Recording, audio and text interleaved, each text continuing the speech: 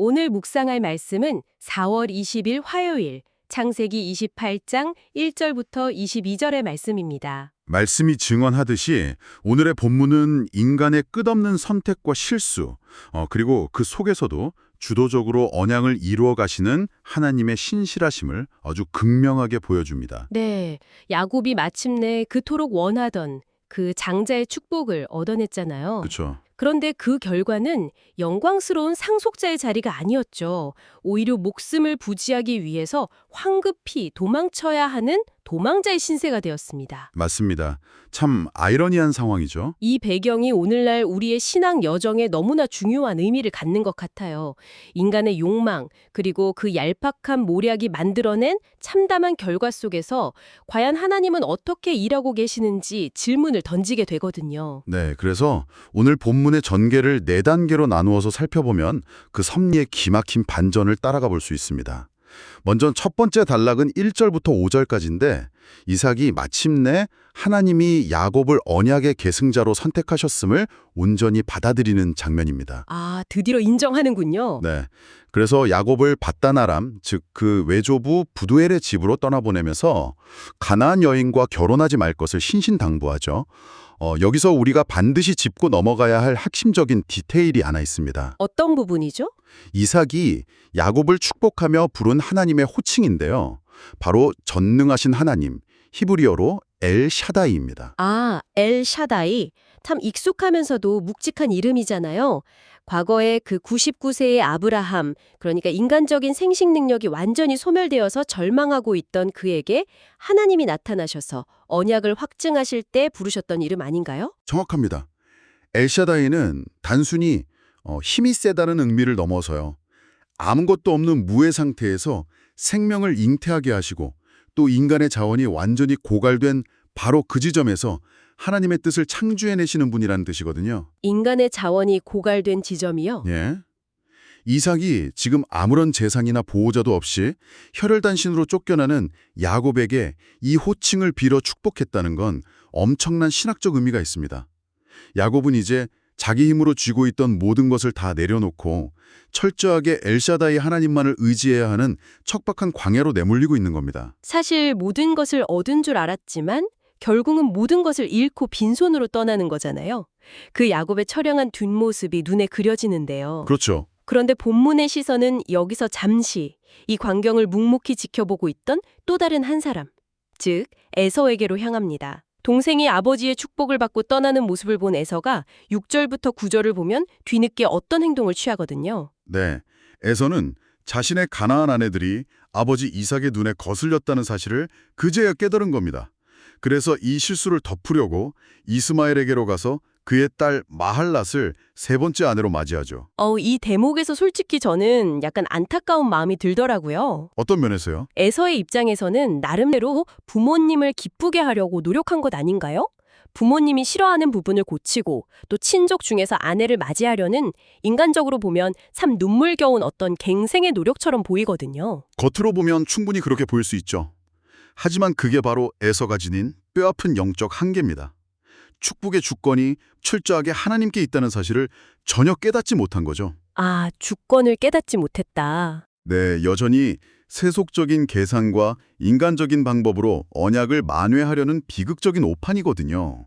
이스마엘 가문은 이미 오래전에 하나님의 언약 계보에서 제외되었잖아요. 아, 맞아요. 이미 제외된 가문이죠. 그런데도 에서는 영적인 분별력 없이 그저 혈통이라는 눈에 보이는 조건만 대충 맞추면 하나님의 축복을 다시 계산적으로 받아낼 수 있을 거라 착각한 겁니다. 정말 참담한 영적 모지네요.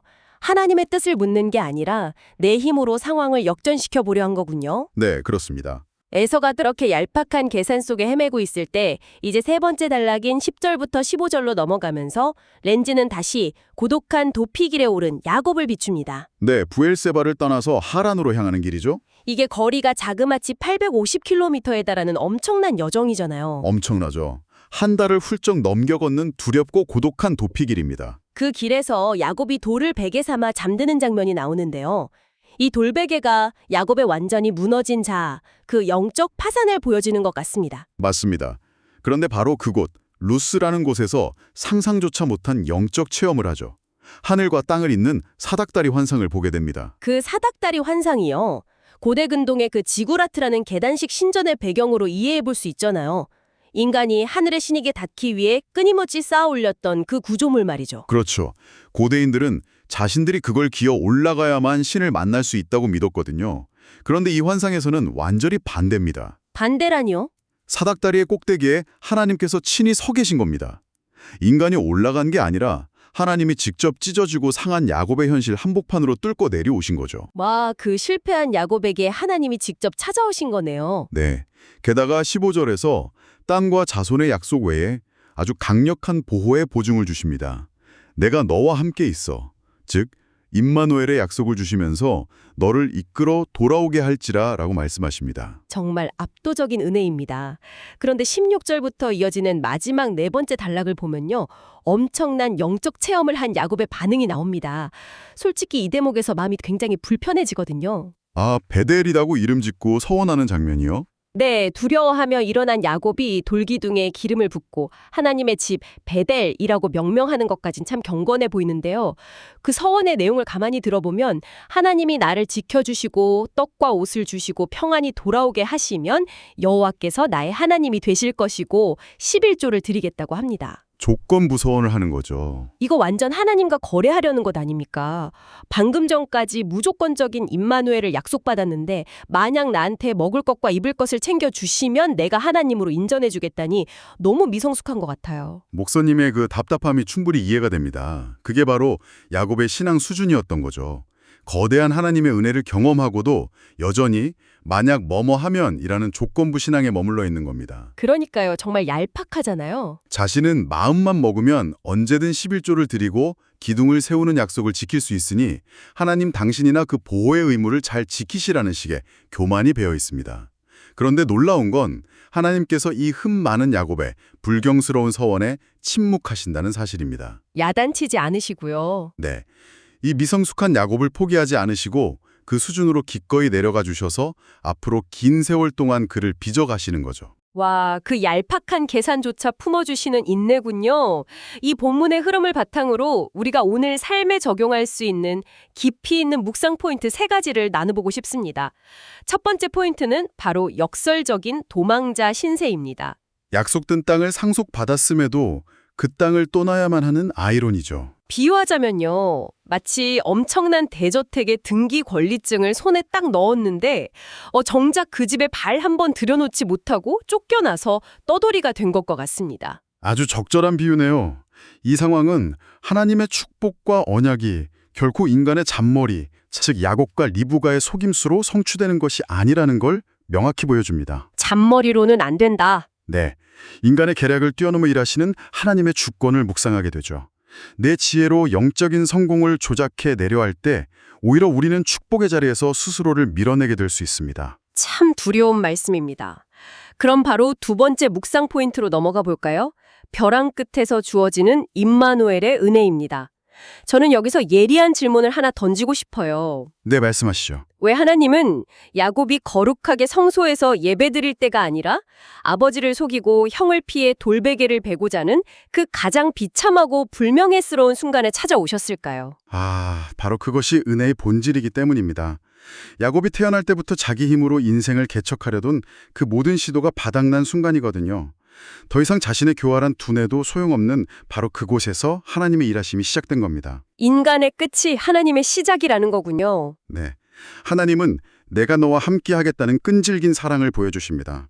축복은 스스로 머리를 써서 쟁취하는 전리품이 아니라 나의 무능함을 인정하는 바로 그 자리에 찾아와 주시는 하나님의 동행하심 그 자체인 거죠. 신앙입니다.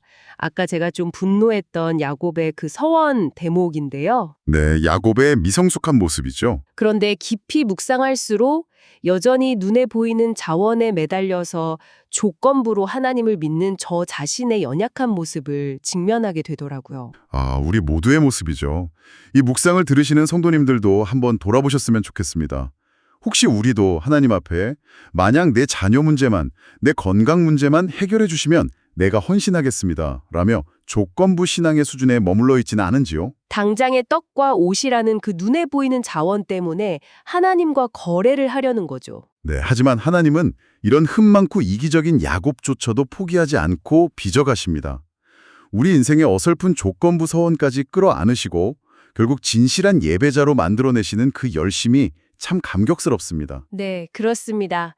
자비로우신 하나님 아버지, 내 지혜와 얄팍한 계산으로 인생을 개척하려다 돌베개를 베고 눕게 된 우리의 비참함 속에도 찾아와 주시는 은혜에 감사합니다.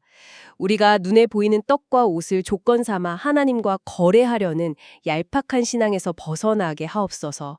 비록 우리는 야곱처럼 미성숙하고 넘어지기 쉽지만 베델에서 약속하신 임마누엘의 하나님께서 우리를 포기하지 않으시고 끝내 완성해내실 것을 믿으며 오늘 하루도 하나님과 동행하게 하옵소서. 예수님의 이름으로 기도합니다. 아멘.